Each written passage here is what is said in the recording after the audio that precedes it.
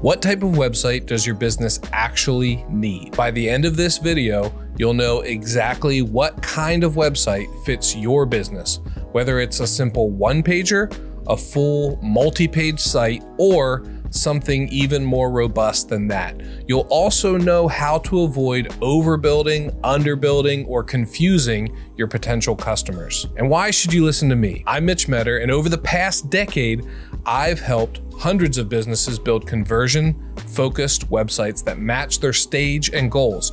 I've also been StoryBrand certified for the past 7 years, which means I specialize in helping you tell a story that actually connects with your customers on your website. We're going to go over 3 categories of websites that make it simple to understand what you need. And then I'm going to show you an example of each type of website so you can experience it for yourself. Sound like a plan?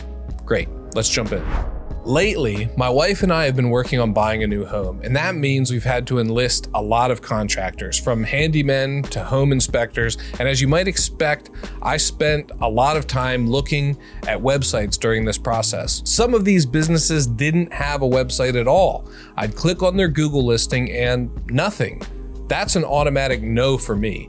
I need more than a phone number and a few vague reviews. In fact, I just did a video on do you even need a website, and spoiler alert, yes, you do. Here's what really stood out this time. I found a handyman that I liked, but his website had 5 or 6 pages about services, contact, etc. It was clearly DIY, which is totally fine for a handyman, but every one of these pages could have easily been combined into one. That extra click didn't help.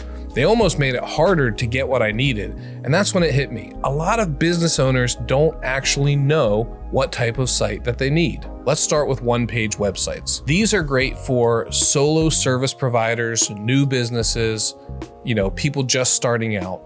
And you might feel like you need multiple pages to look legit, but often customers are hiring you because you're a small operation. I'll hire a solo plumber because I expect I'm going to get personalized service, faster communication, and because of their lower overhead, I'm hoping I'm going to pay a lower price as well.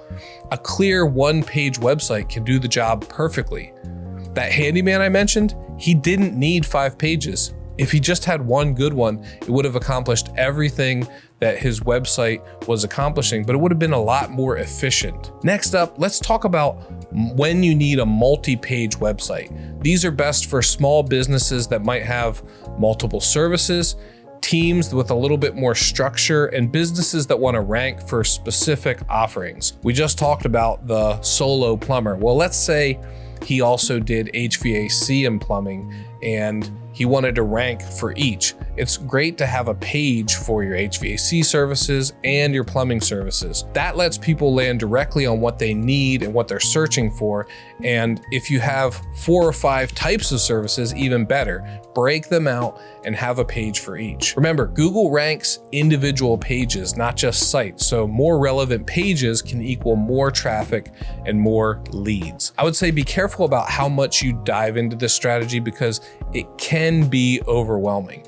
A lot of times, if you have an HVAC page, you can list individual services under HVAC on one page rather than having 25 different pages. In fact, we're going to look at an example later that talks about that exact thing. Finally, there's the big one, what I would call an SEO-rich website. This is a robust site that's great for established businesses that are looking to scale. This is great for brands that want to dominate local, national, regional search, or companies with a blog and resources and educational content right on the site. These sites may have dozens or even hundreds of pages. The goal here is visibility. You're building a content machine that keeps bringing in people to the website so that you can churn out leads while you sleep. Let's look at some examples. The first example I want to show you is, just like we talked about, this is a heating and air conditioning company that later on added plumbing. So even though this isn't a one-page website, the reason I'm not showing you a one-page website is because I don't get the opportunity to build a lot of one-page websites. I write them, but I don't get to build them simply because of cost. There's a lot of great website builders out there, the Squarespace, Wix, those types of things. And so people end up building it on their own. This homepage really shows what a one-page website can be. So we have a hero section. This company actually has a different logo for each of their divisions. So that's a business decision on their end. I don't think you would need that if you're in the same situation. Painting a picture of success, where you see they have these 3 success items: quality results, peace of mind. And a big thing for them is that they don't commission their techs. So you're not getting an awkward sales pitch or products you don't need. It's always great to have your reviews. This is the proof of why you do. This links live to their Google profile. Here are the actual services. If this was a one-page website, this is all you would need: full service HVAC, full service plumbing with some call outs of specific things that they specialize in, and then a quick little about section. Now on this site, you can click through to any of these pages, and it kind of doubles as an example of what a smaller multi-page site could be, whether it's the about section, HVAC services, you can see again reviews, and then it breaks out into individual services that they offer. If we were going to turn this into an even more robust website, we could have a page specifically for central air. We could have a page specifically for gas and oil furnaces, ductless mini splits, and so on and so forth. Instead, we have sections on the page. I'll also mention, while we're here, one of the things that can drive up the cost of a website is some of the more fancy things like animations and some of the more intense design. This company wanted something cost effective, so we put design elements that showed movement without actually having things moving on the page. Now, in the next example we're going to look at, we'll see a lot more animation. This, on the other hand, I'm actually going to press refresh so that you can see the load animations.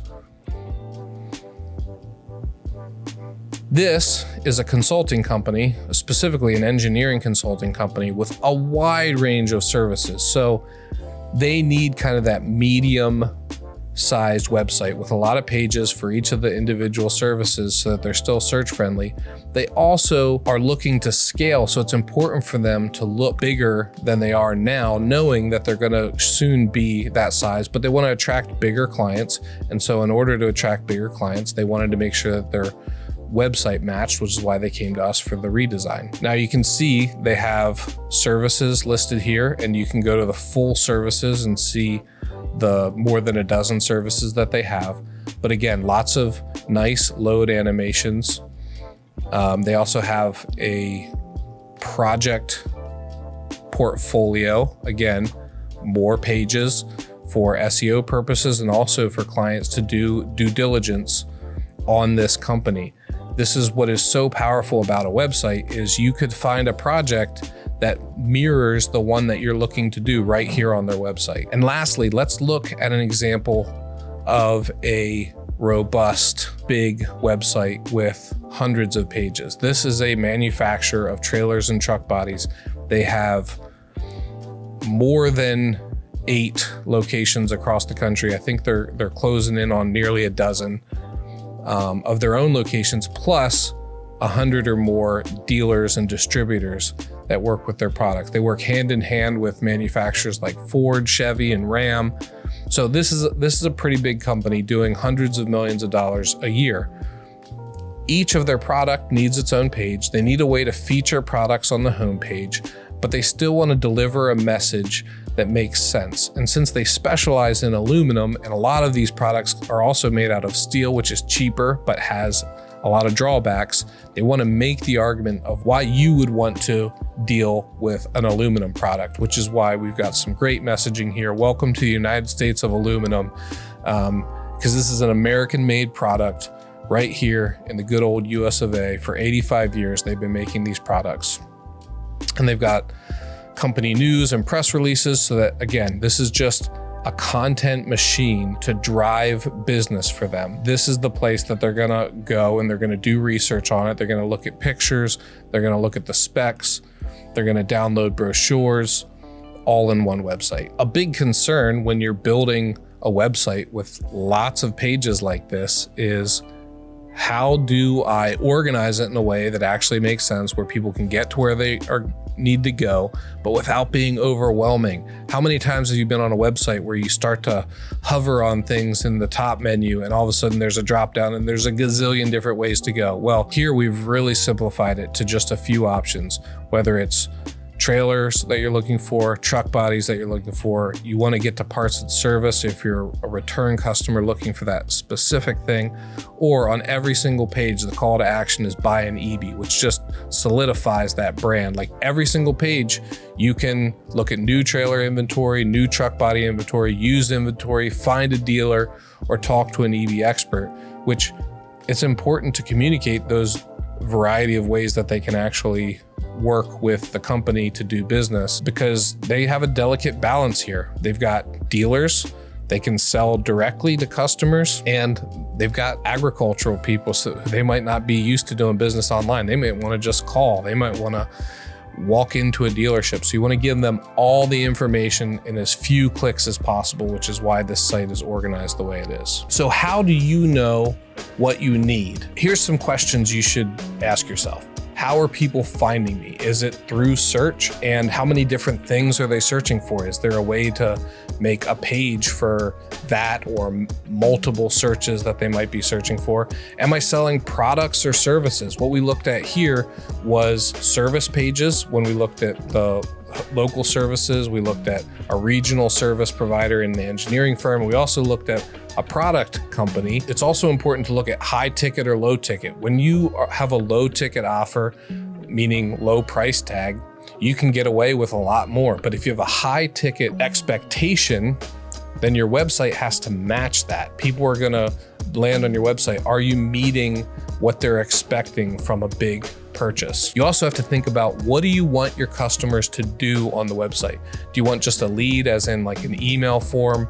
Do you want direct sales? Are they buying something on the site? Or is this more about credibility so that they can walk into a store and buy your product? I also think it's important to plan ahead. Are you gonna grow in the near future? Or are you looking to stay lean? All of these answers will tell you what you need, whether that's a one-page site, a multi-page site, or an SEO-rich behemoth. No matter what kind of website you need, it should be conversion focused. And that's where StoryBrand comes in.